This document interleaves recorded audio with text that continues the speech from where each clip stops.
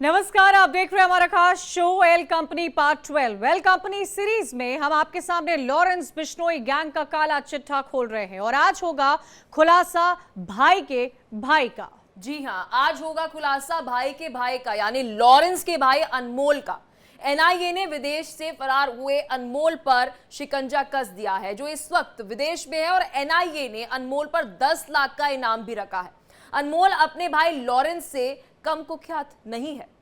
कई बड़ी वारदातों में अनमोल का नाम सामने आया है, तो इधर ये नाम अनमोल के खिलाफ घोषित हुआ है, उधर जेल में बंद लॉरेंस बिश्नोई बेचैन हो गया है।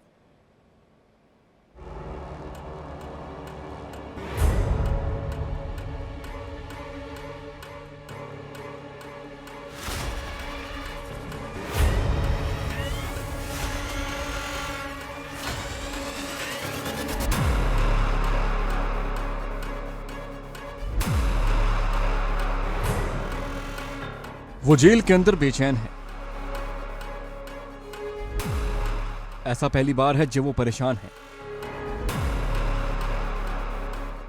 दुनिया में मासूमों को मौत के घाट उतारने वाला वो शैतान आज खामोश है। गहरी सोच में है, क्योंकि उसे डर है कि कहीं उसके भाई के साथ कोई गेम ना हो जाए।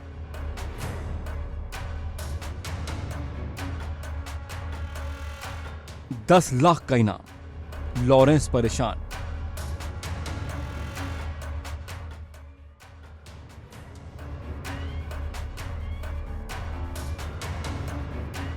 एनआईए का शिकंजा भाई के भाई पर फंदा।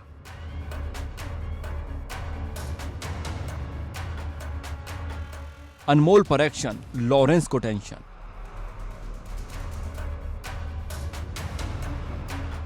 मूसेवाला टू सिद्दीकी, सबका बदला लेगी एनआईए।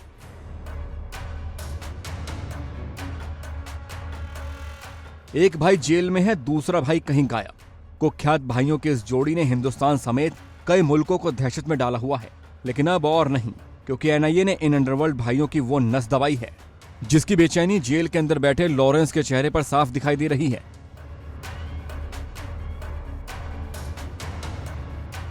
इस पोस्टर को देख लीजिए, अनमोल बिश्नोई का फोटो और 10 लाख का इनाम, और ये इनाम रखा गया है एनआईए की तरफ से।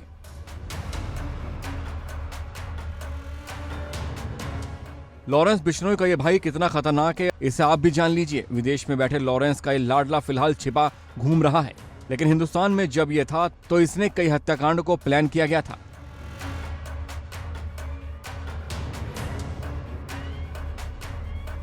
अनमोल बिश्नोई उर्फ भानु सिंगर सिद्धू मूसेवाला की हत्या का भी आरोपी है।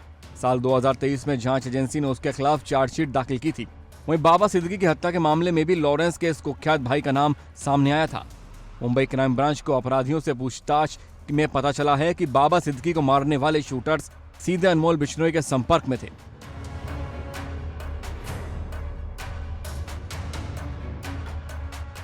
सलमान के घर फायरिंग के मामले में क्राइम ब्रांच ने आरोपी अनमोल बिश्नोई के खिलाफ लुकआउट नोटिस भी जारी कर रखा है।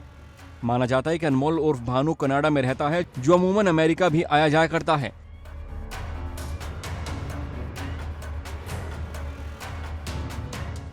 अनमोल कितना शातिर है, उसकी क्राइम कुंडली से इसका साफ पता चलता है। लॉरेंस के भाई अनमोल बिश्नोई पर कुल 18 आपराधिक मामले दर्ज हैं। अनमोल जोधपुर की जेल में बंद था। 7 अक्टूबर 2021 को वो जमानत पर रिहा किया गया था। साल 2023 में जांच एजेंसी ने उसके खिलाफ चार्जशीट दाखिल की थी। रिपोर्ट के मुताबिक अनमोल फर्जी पासपोर्ट के जरिए भारत से विदेश भाग गया था।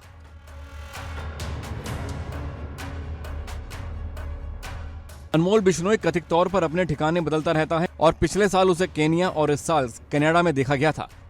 लेकिन अब लॉरेंस के इस भाई पर एनआईए ने अपना शिकंजा कस दिया है। 10 लाख का इनाम इस शातिर अपराधी पर रखा गया है। तो अब इतना तय माना जा रहा है कि लॉरेंस के साथ उसका भाई अनमोल भी जल्द सलाखों के पीछे होगा। Bureau report, India daily.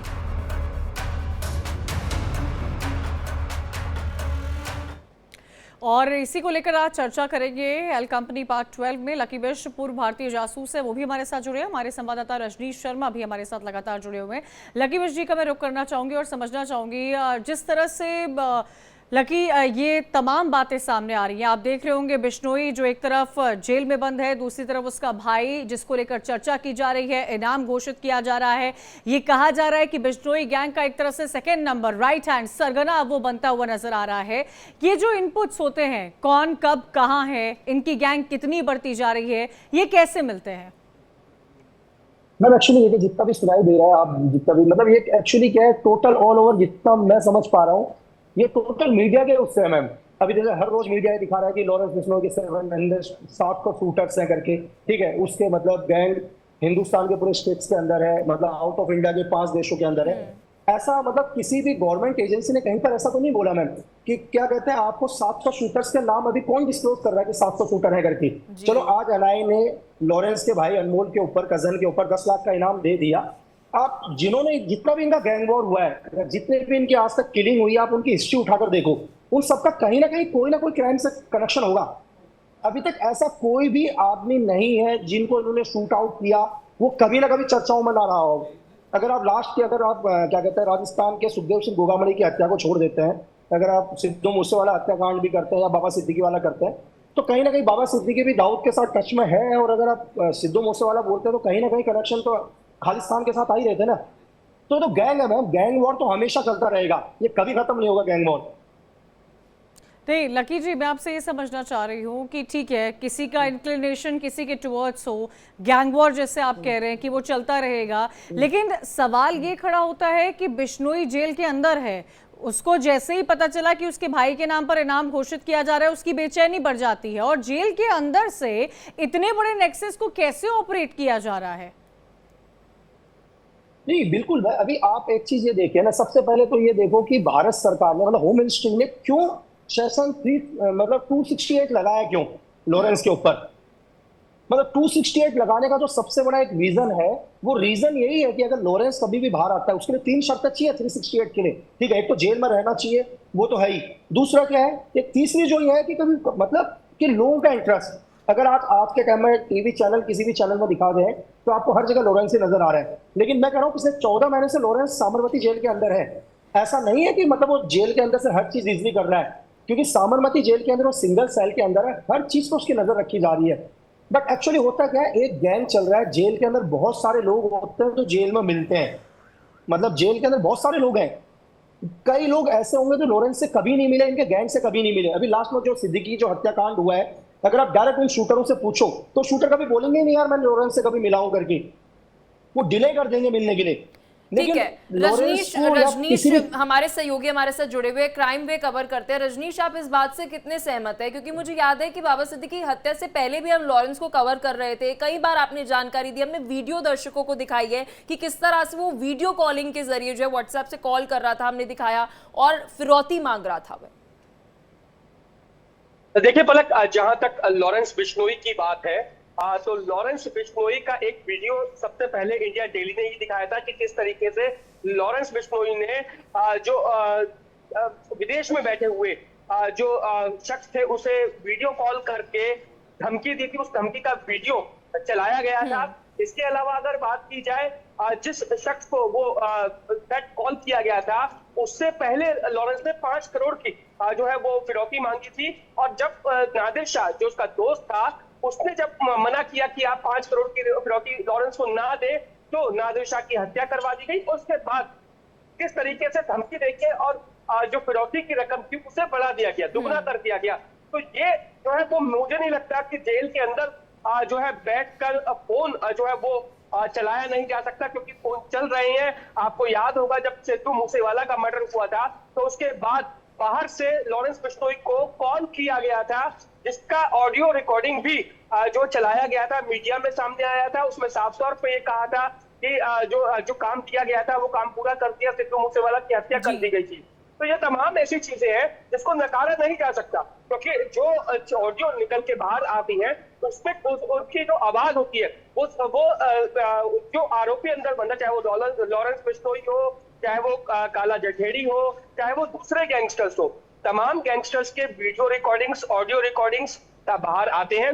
और पहले भी आते रहे थे और आज भी आ रहे हैं, इससे नकारा नहीं जा सकता। जैसा कि आपको याद बिल्कुल होगा कि रजनीश, और अनमोल को लेकर लगातार जिक्र हो रहा है, एनआईए की तरफ से बड़ा एक्शन लिया गया है, एनआईए शिकंजा कसती हुई नजर आ रही है और अपने दर्शकों को आप बताते हैं कि ये एनआईए की तरफ से देखिए वांटेड है, जिसकी तस्वीर हम लगातार आपको दिखा रहे हैं। बिश्नोई जो एक तरफ जेल में है, दूसरी तरफ आप देख रहे होंगे अनमोल जो वांटेड है। एनआईए ने कितने आपराधिक मामले दर्ज है, क्राइम कुंडली को समझिएगा, बताया यह जाता है कि अनमोल पर कुल मिलाकर 18 आपराधिक मामले दर्ज किए गए हैं। पलक बिल्कुल, देखिए कुल 18 आपराधिक मामले हैं और देखिए नाम जो है वो बड़े नाम है। सिद्धू मूसेवाला हत्याकांड में बताया जा रहा है कि अनमोल जो लॉरेंस का सगा भाई है वह इस हत्याकांड में शामिल था।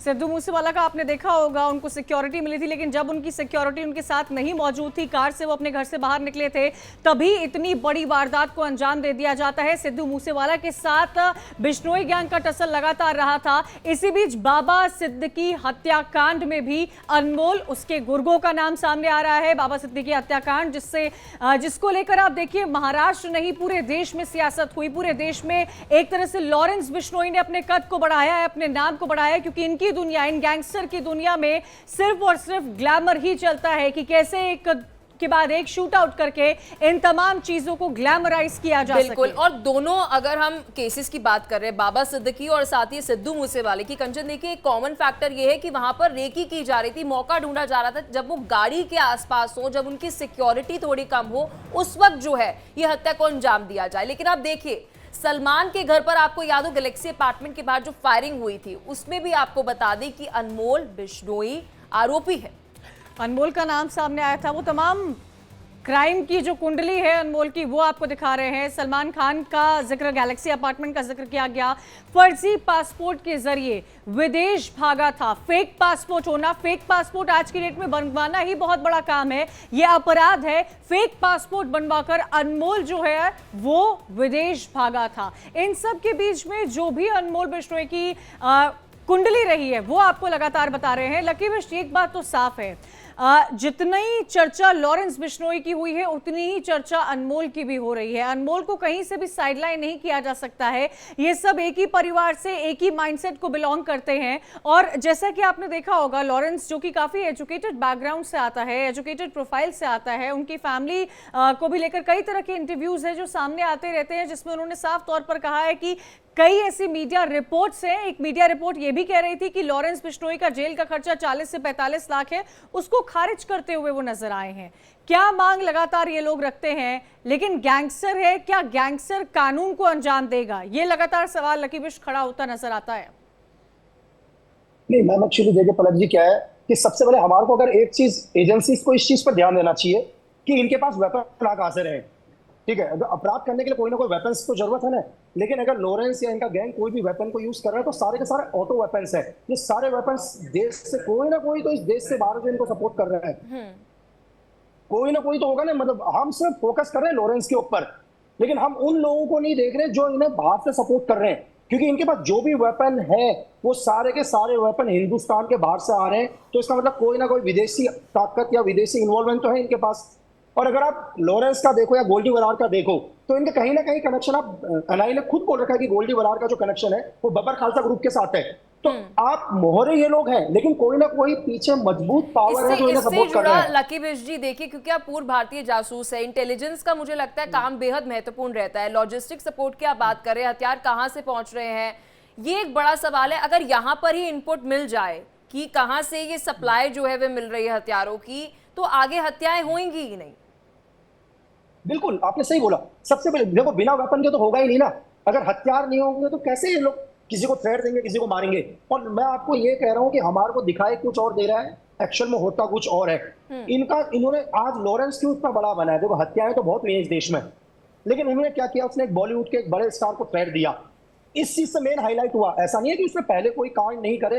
आज लॉरेंस के ऊपर 79 केसेस हैं। अगर बाबा सिद्दीकी वाला केस उसके ऊपर प्रूफ होता है तो मैं बोलता हूँ उसके 80 केस हो जाएंगे। लेकिन हम सिर्फ 4 ही केस की बात क्यों कर रहे हैं? क्योंकि उसने केस इतना उसका थ्रेट देने का तरीका ये है कि मैं एक बड़े आदमी को थ्रेट दूंगा तो नीचे के लोग अपने आप डरना शुरू हो जाएंगे। और ये कहीं ना गैंग कहीं का एक रजनीश तरीका यही होता है मैम काम स्ट्रैटेजी करने का। जो है वो अपनाई जाती है, जैसा कि लकी बश जी भी कह रहे हैं कि बड़े किसी सेलिब्रिटी को टारगेट करना, किसी नामी ग्रामी इंसान को टारगेट करना।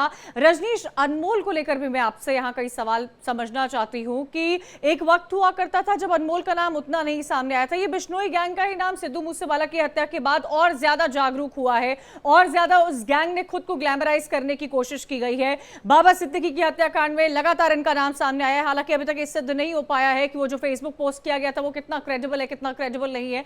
लेकिन अनमोल का क्या, इसकी क्राइम कुंडली का क्या? इतने सारे आपराधिक मामले दर्ज हैं, फेक पासपोर्ट लेकर बाहर जा चुका है, कब कहां क्या किया, इस सब का कुछ अता पता नहीं। रजनीश, देखिए, अनमोल बिश्नोई की जहां तक बात है, जब लॉरेंस बिश्नोई जेल चला गया था सीधे जो पंजाब यूनिवर्सिटी से मैं जो उसने गोली चलाई थी विक्की रॉकी नाम के शख्स के ऊपर, उसके बाद वो जेल चला गया था। जिसके बाद जब वो बाहर आए तो उसने रॉकी के भाई की हत्या करवा दी, इसके तो कंटिन्यू जेल में है। उसके बाद एक के बाद एक के बाद एक के बाद एक जो है मुकदमे उसके ऊपर दर्ज होते चले गए, लेकिन सब में ट्रायल चल रहा है। सीधे तौर पे अभी तक कोई सबूत जो है लॉरेंस के खिलाफ नहीं मिला।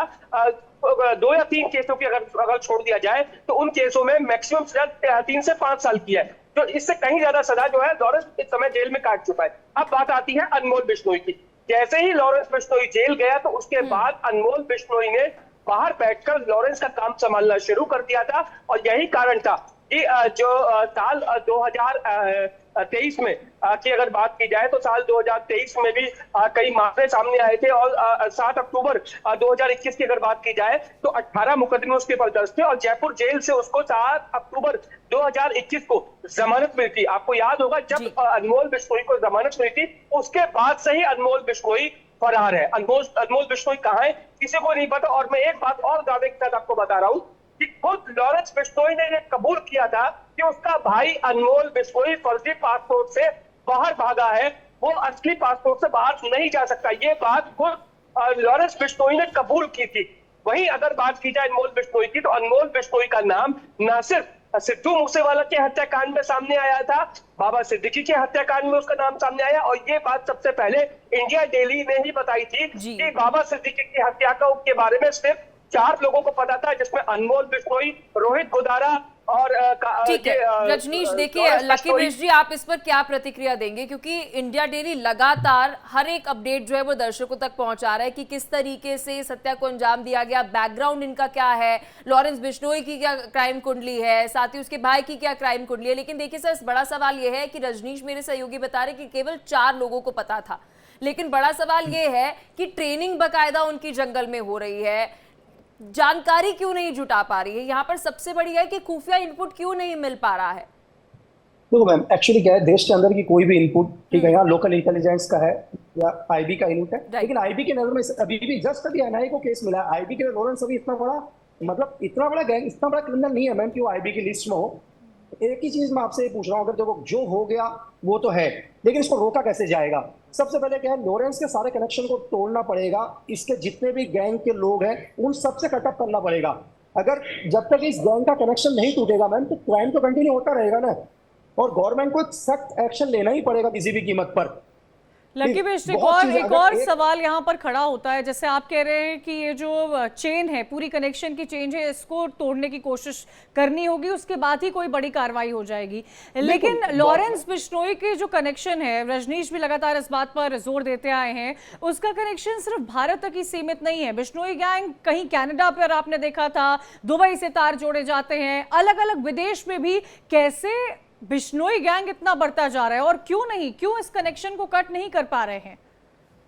मैंने मैम आपको स्टार्टिंग में बोला था कि अगर आप बिश्नोई या गोल्डी बरार का कनेक्शन देखो तो एनआईए बोलती है इनको बब्बर खालसा ग्रुप के साथ इनके कनेक्शन है करके कहीं ना कहीं। और मैं आपको कहता हूँ जो भी वेपन्स की डील हो रही है बब्बर खालसा ग्रुप के थ्रू ही हो रही है। एक नॉर्मल गैंगस्टर्स, इंडिया के अंदर बहुत सारे गैंग्स हैं, तो नॉर्मल गैंगस्टर्स के पास मैम ऑटो वेपन्स नहीं है, तो कहीं ना कहीं कुछ बड़ी ताकतें हैं जो इनको सपोर्ट कर रही है ताकि हमारे देश के अंदर। ठीक है लकी बेश जी, पहले दर्शकों को एक रिपोर्ट दिखाएंगे, और आपने अभी एक बात कही थी कि कुछ और दिखाया जा रहा है, इसके पीछे कुछ और है, इस पर भी विस्तार से बात करेंगे। लेकिन एनआईए ने लॉरेंस के भाई पर शिकंजा कसना शुरू कर दिया है। अनमोल पर बाबा सिद्दीकी की हत्या का भी आरोप है। अनमोल फरार बताया जा रहा है, सुरक्षा एजेंसी अपना काम कर रही है, लेकिन इन सब के बीच कोई है जिसे लॉरेंस अनमोल की जोड़ी ने पूरी तरह से अकेला कर दिया है। कौन है ये शख्स, इस रिपोर्ट में देखिए।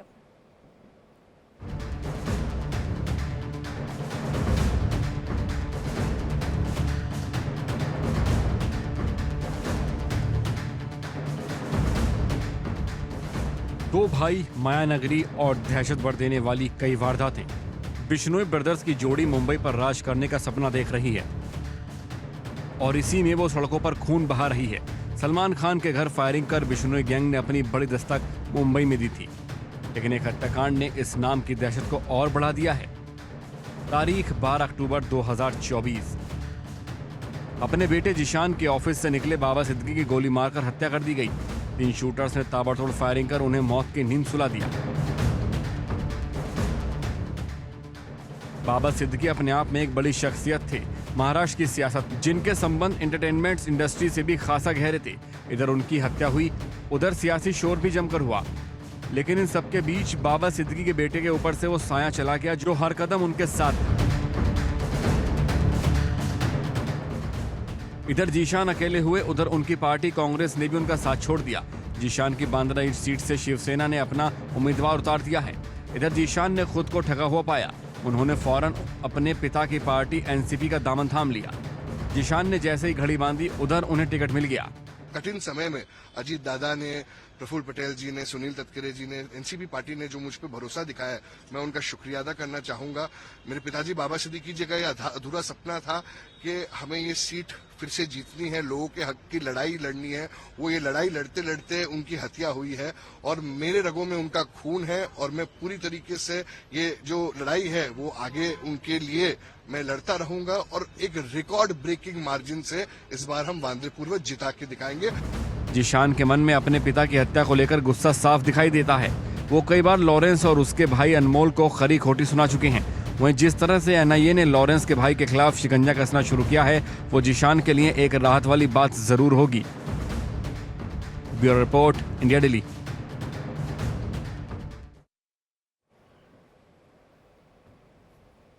रजनीश, यानी कि क्या समझा जाए, जो लगातार हम रिपोर्ट दिखा रहे हैं जिसमें अनमोल का नाम सामने आ रहा है, लॉरेंस बिश्नोई का कद किस तरह बढ़ता जा रहा है, आने वाले वक्त में आपको क्या लगता है, जिस तरह से एजेंसियां काम कर रही हैं, नेशनल इन्वेस्टिगेटिंग एजेंसी ने 10 लाख का इनाम घोषित किया है, क्या लगता है आने वाले वक्त में ये जो कनेक्शन बिश्नोई गैंग के लगातार बढ़ते जा रहे हैं उस पर एक रोकथाम होगी?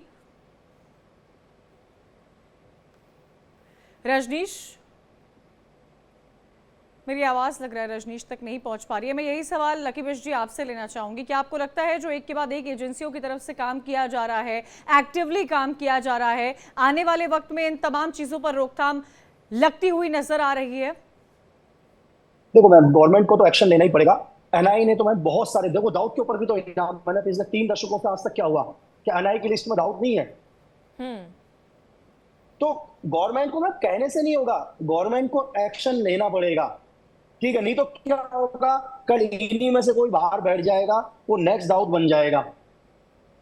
मतलब गवर्नमेंट को किसी भी कीमत पर, एजेंसी को किसी भी कीमत पर इन्हें बड़े बनने से पहले लकी बिश जी, अभी कुछ देर पहले आप एक बात कह रहे थे, मैं चाहती हूँ आप इस बात पर थोड़ी रोशनी डालिए कि हमें दिखाया कुछ और जा रहा है, असल कहानी कुछ और है। और जहां तक मैं इंटेलिजेंस को समझती हूँ, कहा जाता है कि हर किसी को शक की निगाहों से देखो। क्या लगता है ये केस असल में क्या है और क्या दिखाने की कोशिश की जा रही है?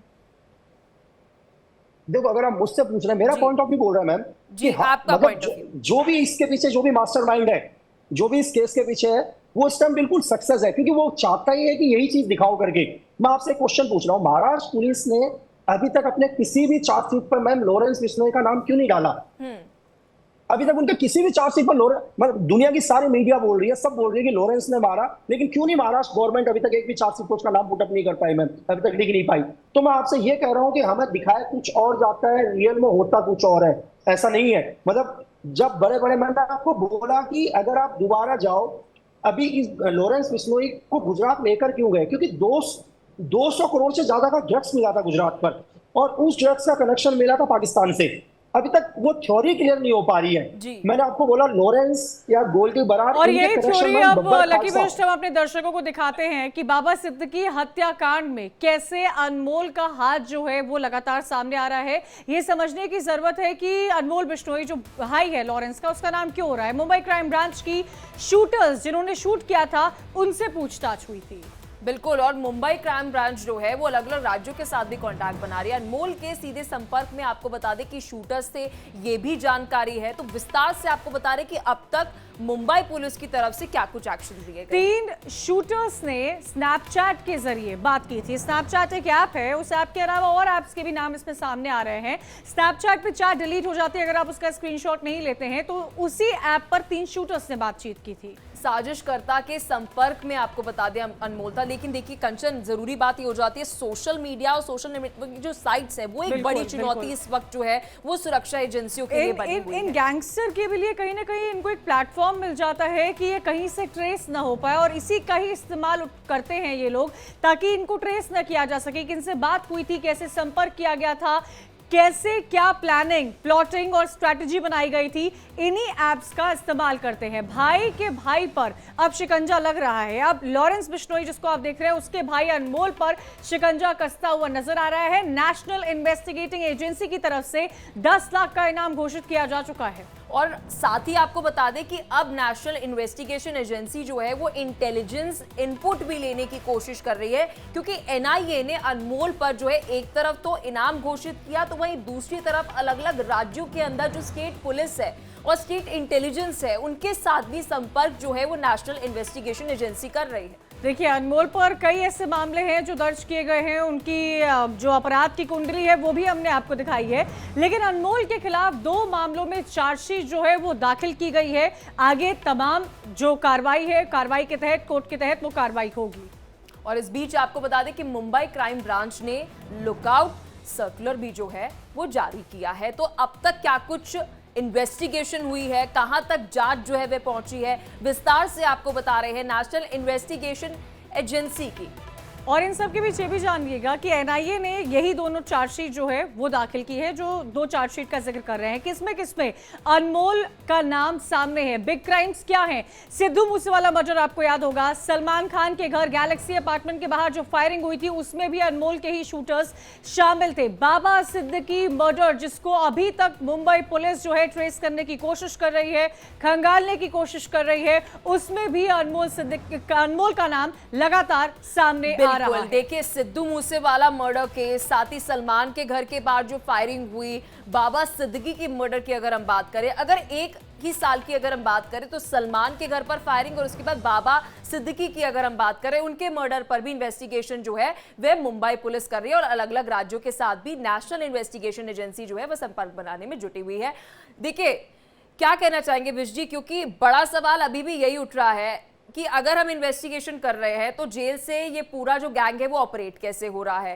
पूरा देश अभी यही सवाल पूछ रहा है कि आप जेल से कैसे ऑपरेट कर रहे हैं, या फिर आप बार बार ये बात कह रहे हैं और रिपीट कह रहे हैं कि इसके पीछे कोई बड़ा शख्स है जिसे छुपाया जा रहा है, लेकिन लॉरेंस का बार बार नाम सामने आ रहा है, इसमें वो सक्सेसफुल हो रहा है।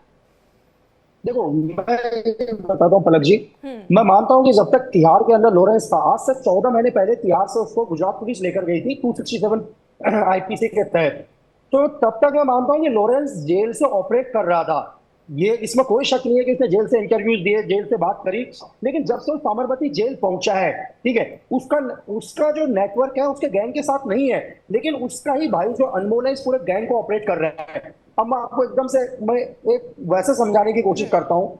इन्होंने फेस बना लिया लॉरेंस को, मतलब दुनिया क्या है, हिंदुस्तान पूरा लॉरेंस को जानता है। अब क्या होगा कि कोई भी आदमी अगर थ्रेट देगा तो बोलेगा मैं लॉरेंस का भाई अनमोल बोल रहा हूँ, तो अनमोल सेकंड है वो लॉरेंस के नाम पर क्या करेगा, लोगों से पैसा लेना शुरू करेगा या पैसा थ्रेट देना शुरू करेगा। वहां पर हमने मतलब अगर किसी भी आदमी को कंप्लेन करनी हो तो कंप्लेन अनमोल के नहीं करेगा ना, तो बोलेगा मुझे क्या अगर लॉरेंस की तरफ आसान से थ्रेट भाषा आया। में जो आप ये पूरी बात अपना एनालिसिस सामने रख रहे हैं, तो क्या इसके पीछे कोई विदेशी ताकत है? बिल्कुल, मैं ये आपसे एक चीज पूछ रहा हूं मैम कि सबसे बड़ी चीज कि आप इसको क्यों डिले करते हैं कि इन सब चीजों के अंदर जो भी वेपन आते हैं वो कोई मुंगेर से बनकर नहीं आ रहे हैं, कोई देसी हथियार नहीं है कि आप यूपी मुजफ्फरपुर मेरठ में कहीं बना रहे हैं, वो एक ऑटो वेपन हिंदुस्तान के बाहर से आ रहे हैं। और यानी तभी कि जो कहीं इसके ना अंदर कहीं डील कर रहा जो है, लॉरेंस बिश्नोई है उसका नेटवर्क इतना बड़ा बढ़ता जा रहा है, जो वेपन्स का जिक्र लगातार कर रहे हैं। रजनीश, मैं आखिरी सवाल आपसे लेना चाहूंगी, क्या अनमोल जो है वो लॉरेंस की ही तर्ज पर आगे बढ़ता जा रहा है, या एक वक्त ऐसा आता हुआ आपको नजर आ रहा है, क्योंकि आप 2 दशक से क्राइम कवर कर रहे हैं, कि अनमोल का नाम लॉरेंस से भी ऊपर जा रहा है?